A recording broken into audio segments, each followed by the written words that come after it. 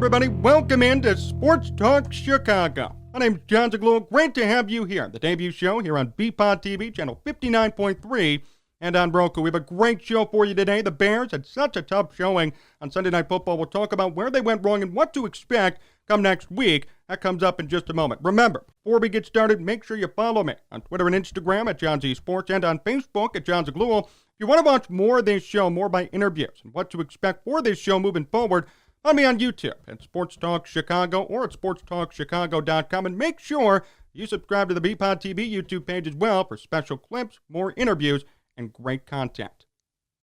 Want to start today with this. Who'd you blame last year for the Bears' problems? Come on, you can be honest with me. Probably Mitch Trubisky, right? Maybe Nick Foles. Maybe the quarterback position in general. You said Mitch Trubisky is too turnover prone. They don't throw the ball downfield. Mitch Trubisky isn't skilled enough to get the job done. If we had a good quarterback, we'd be fine. So the Bears blamed Mitch, made him the scapegoat, threw him out of town.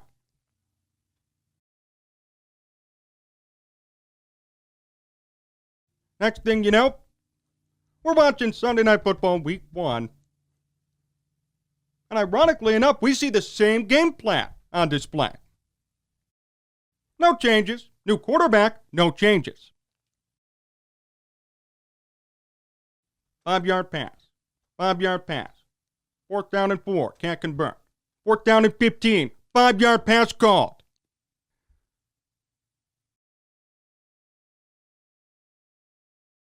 David Montgomery, 108 yards. Let's run the ball only 10 times. Not good enough?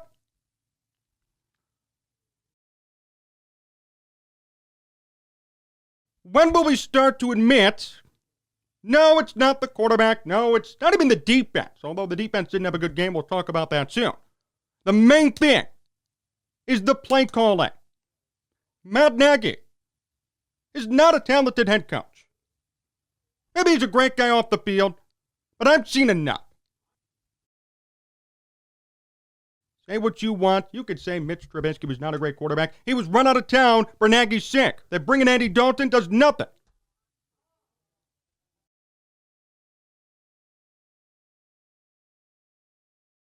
I'll tell you this much. Would not have made a difference if Justin Fields started. You know why? Game plan would have been the same. 5-yard pass, 5-yard pass. Oh, 4th down and 4. What are we going to do? Can't convert. 4th down and 15. Let's call a 5-yard pass. What the hell is that?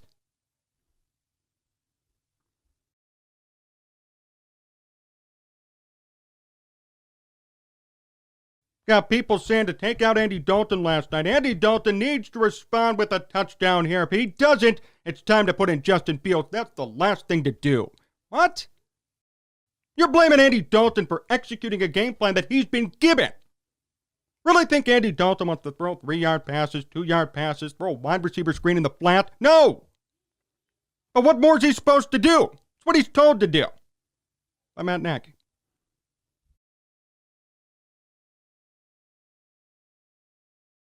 How about this from David Hall? He's going to be on the program soon. Quote, if you're going to bring in the rookie 4 plays into the game for his ability in the red zone, maybe don't take him out after 1 snap in the red zone.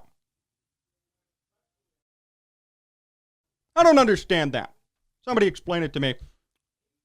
Why does it make sense put in Justin Fields for 4 or 5 snaps, have him run for a touchdown, then take him out? What's the point? Look, before the season I said Justin Fields should not play right away. I still stand by that. That offensive line did not look good last night. Andy Dalton was always under pressure. He got sacked 3 times. Here's the bigger issue, though. Why are we switching quarterbacks here? Why are the Bears choosing to go one then the other? I was really aggravated last night. Andy Dalton put together a good drive, the one that Justin Fields ran in for the touchdown. Fields gets the credit and didn't do any of the work. I'm not saying it's his fault, but why is Justin Fields getting the recognition when Andy Dalton drove him down there 15 plays to get to the end zone? Didn't get it. Still don't get it.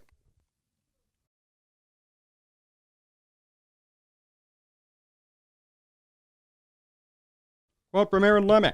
Bears fall short on another fourth down and short opportunity. Matt Nagy continuing to do the same things that haven't worked in the last 3 years, putting themselves in a second and third and long spot.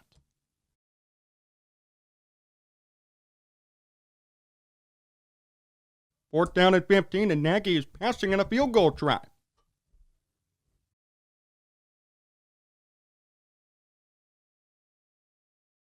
Anyone willing to blame the coach now?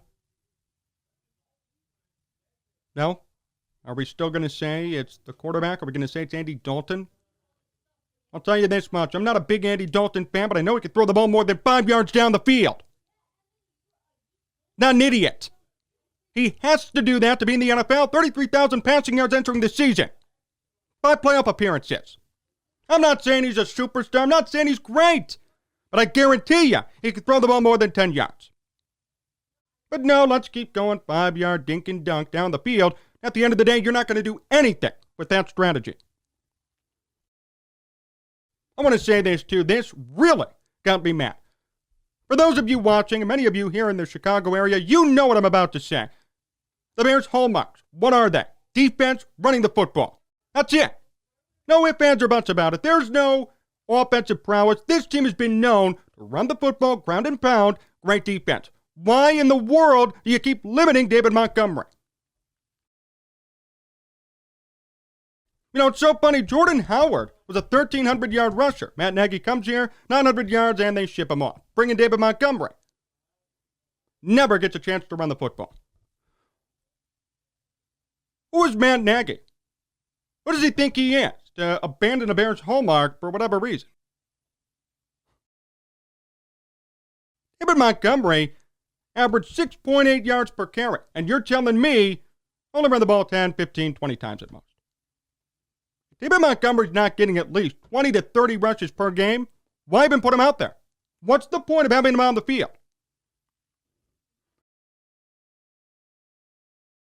Touchdown run, 6.8 yards per carry, 108 yards, and we're only going to run the ball a couple of times. Makes no sense. Bears hallmark, run the football, Walter Payton. And even recently, think about it, Thomas Jones, Matt Forte, Jordan Howard. Bears have always been good at least running the football. But not going to do it anymore. Not good enough. Damian Williams looked like crap, but hey, David Montgomery did great. Shouldered the load in the run department. Really getting under my skin because this is Montgomery's 3rd year. And we see the same patterns continuing. It'd be different if, okay, Matt Nagy learned from his mistake and now he's going to run the ball more, commit more to the run. We're seeing the same stuff we've seen before. Just to make sure you know this too, Mark Trestman, whom the Bears ran out of town understandably, had a better offensive production than Matt Nagy has. See, the Bears' defense has been better recently, so Nagy's record reflects that. But Mark Trestman, the Canadian Football League coach who knew nothing, had a better offensive production than Matt Nagy. I'd argue the rosters are pretty much the same, too. It's not like there's a lack of talent. Maybe there's a problem with the wide receiving core, but overall, good running back. He's had decent enough quarterback play. Allen Robinson, Darnell Mooney. There's enough there. Engineer good drives, and they still can't do it. Not when you're calling wide receiver screens and getting tackled behind the line. Not when you're calling a 4-yard pass on 4th down and 15.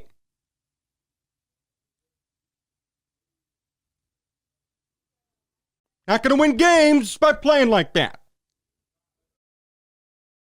And I get it. The Bears were not supposed to be great this year. The Bears were supposed to lose this game. They were 6-point underdog. I understand. But the problem is they actually play competitive football. They were in it. They were actually in the game. And they took themselves out of it. There's a poor offensive play, poor execution, and oh yeah, the defense. I give some people credit, especially my YouTube audience, who all suggested the defense is going to regress. The defense is going to regress. They're getting older, not as much personnel, had to lose some guys due to salary cap issues like Kyle Fuller. Desmond Trufant was cut. I don't know what the hell we saw yesterday. Two blown coverages downfield. They make Matthew Stafford look amazing. Look, I'm not saying he's a bad quarterback, but you know what? The Bears contained him for years here in Detroit. Now, all of a sudden, Matthew Stafford's a great QB. Look at this stat. New Rams quarterback Matthew Stafford became the first player in NFL history with at least 300 passing yards, 3 touchdown passes, and no picks, and a winning debut with his new team. Did it against the Bears. Because the Bears can't defend. Eddie Jackson blown coverages way downfield. 2 deep balls that were wide open receivers downfield. What the hell are we watching? What happened to this team?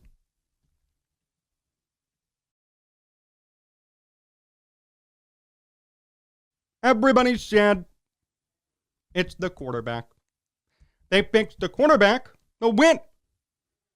Prominent people here in Chicago said start Justin Fields. If you don't, that'll be the main difference maker. No. Andy Dalton executed the game plan for the most part, despite the interception. That was not the issue. The issue was the game plan itself and the defense. I don't care who your quarterback is. If you have a secondary giving up 2 long touchdown passes way downfield to open wide receivers, guess what? Not going to win. And as we know, this Bears team, even though Matt Nagy's an offensive guru, they're not going to win games that involve shootouts. If you challenge the Bears to score a touchdown, boy, it's going to be a challenge. It's going to be a pretty damn hard challenge. You tell the Bears, drive downfield. Score from the 20, go downfield, drive 80 yards. That's going to be a long, laborious process. 16 plays, 17 plays, penalties, third down conversions. I don't get it. What's so hard about it? Why is it so difficult? Every other team in the NFL, they move with ease. The Rams moved with ease yesterday. Covered 80 yards in 2 minutes.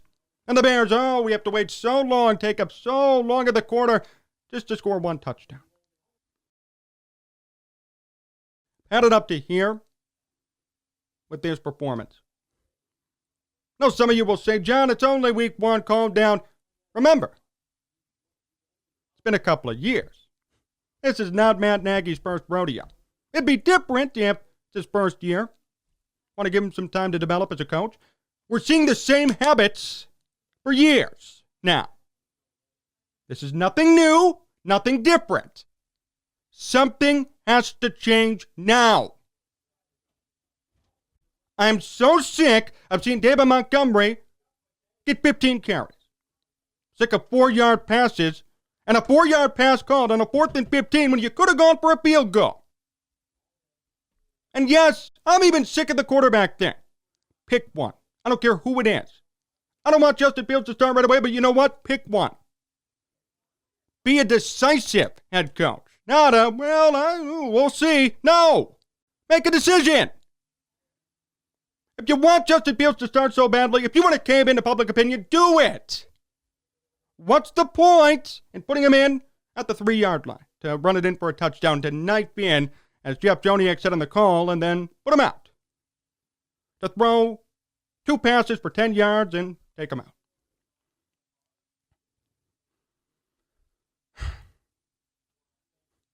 Can't believe it's only week 1. I don't know how the rest of this year is going to go, but if last night was any indication, my goodness, it's going to be a long season. I am so appalled by this performance. Beyond appalled by this performance. My gosh. This is not an overreaction, because it's been happening for years. This is not new. It'd be different if this was new. But no. It's not.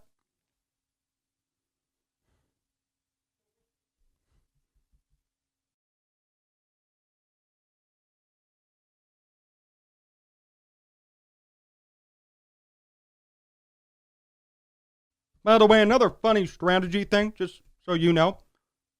Justin Fields came in when he ran for the touchdown.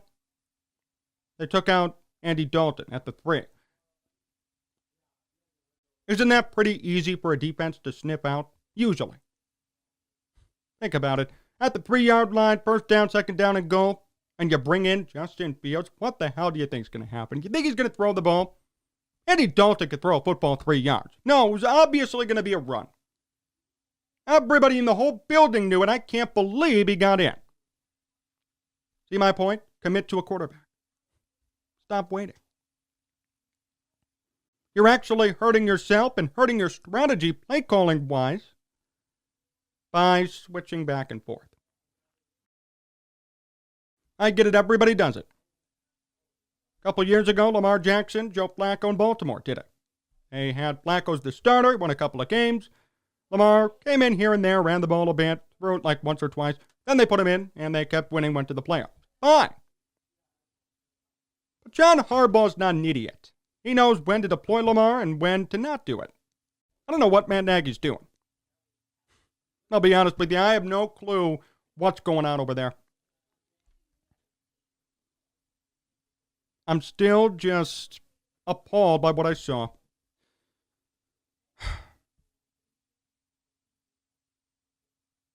The real problem is there are some talented players on this team. Really, there are. I mean, a couple of guys had good games. Roquan Smith, 6 tackles. Khalil Herbert, great game returning. 26.5 yards per return. Great job. I mean, that was nice.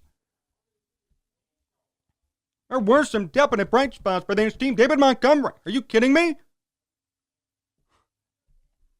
The guy is forcibly being benched in a sense. He's not giving the ball a lot, but when he has it, he takes advantage. There were good things, but the bad certainly outweighed the good. The play calling is atrocious. I've already seen enough.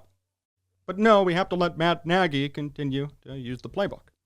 Now, it's funny, too, last year, many of you maybe don't remember this, the end of the season, when the Bears started to lose against Green Bay, then New Orleans.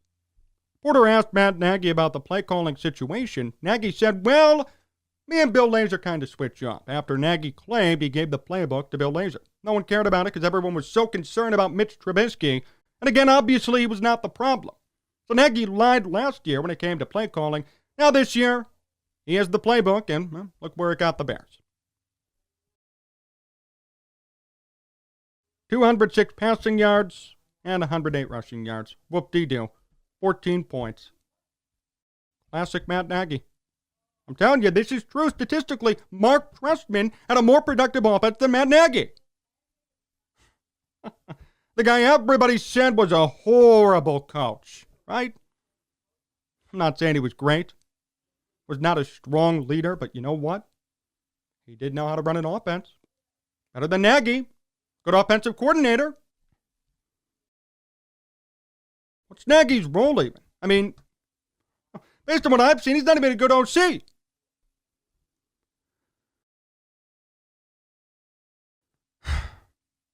The real shame is this, though.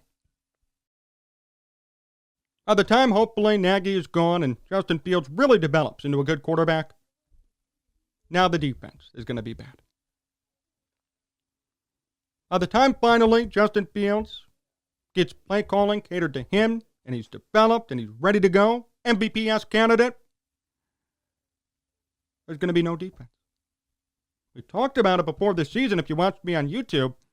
The Bears only had 4 quarterbacks make the team, initially, on the 53-man roster after the cuts. Based on last night, we saw where that got him.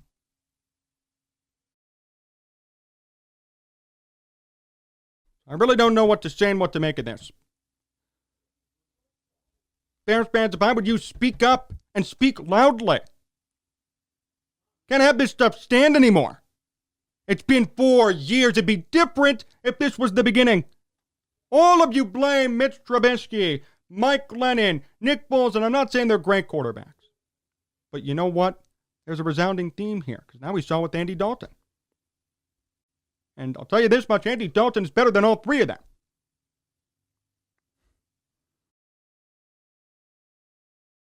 You're really going to tell me this is a quarterback issue? You're really going to try and convince me if they had a good quarterback, they'd be great. Well, they have a better one, and they have Justin Fields, and what happened?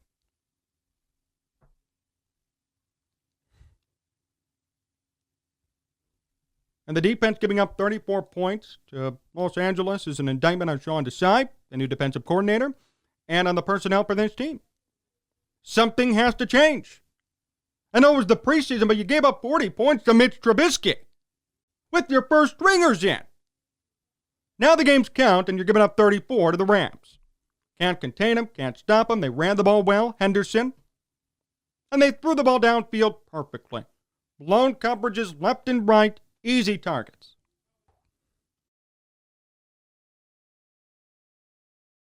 This team does not look good. I said before the season a 6-11 record. That might have been generous in retrospect. Now the Bears face the Bengals week 2. FYI, the Bengals won week 1 over the Vikings. Joe Burrow looked great. Jamar Chase looked great. I watched that game during the day. It's going to be a tough and tall task for this team to even string together a couple of wins this year. At the end of the season, when we talk about end of the year press conferences, what's going to happen, I hope the resounding theme is fire Matt Nagy and improve, hopefully, this defense, because what I saw was a total farce and a joke, and that is not Bears football that I know and that I grew up loving. Thank you all for watching this debut episode on VPOD TV. We'll be back tomorrow with a Zoom interview with the legendary Mike North.